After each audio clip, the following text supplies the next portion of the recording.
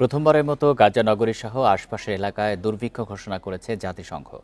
এসব অঞ্চলে ক্ষুধার ধাপ 5-এ উন্নীত করেছে integrated food security phase classification IPC. এটি ক্ষুধার সর্বোচ্চ স্তর, যার মধ্যে রয়েছে অনাহার, দারিদ্র্য এবং মৃত্যু। এদিকে আইপিসির প্রতিবেদন প্রত্যাখ্যান করেছে ইসরায়েলের পররাষ্ট্র মন্ত্রণালয়।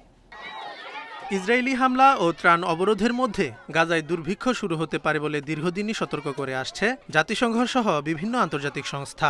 এবার উপত্যকার ক্ষুধা সংকট নিয়ে নতুন প্রতিবেদন প্রকাশ করেছে জাতিসংঘের সহযোগী সংস্থা আইপিসি।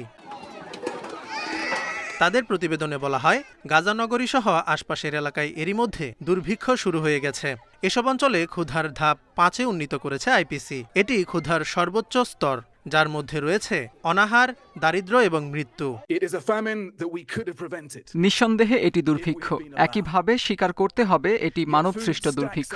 আমাদের অনুমতি দেয়া হলে এই পরিস্থিতি প্রতিরোধ করা যেত। সীমান্তে খাদ্যের স্তূপ জমে গেলেও ইসরায়েলের পদ্ধতিগত বাধার কারণে তা পৌঁছানো যায়নি।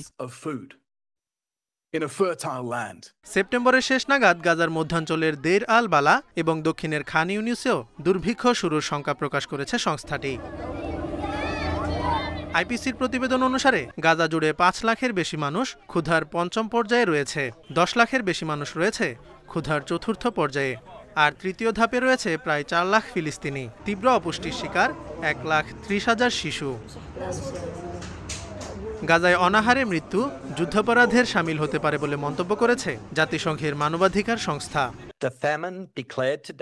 আমাদের ভুলে যাওয়া উচিত নয় যে এটি একটি মানব সৃষ্ট সংকট, যার সমাধান সম্ভব অবিলম্বে এবং টেকসই যুদ্ধবিরতি, জিম্মিদের মুক্তি এবং গাজা জুড়ে ত্রাণ সরবরাহ বাড়াতে হবে। যুদ্ধের অস্ত্র হিসেবে অনাহারকে ব্যবহার করা একটি যুদ্ধাপরাধ।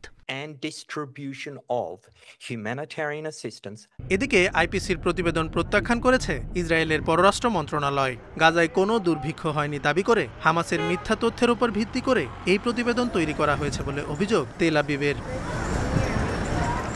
Zobayer Hossain, Independent news.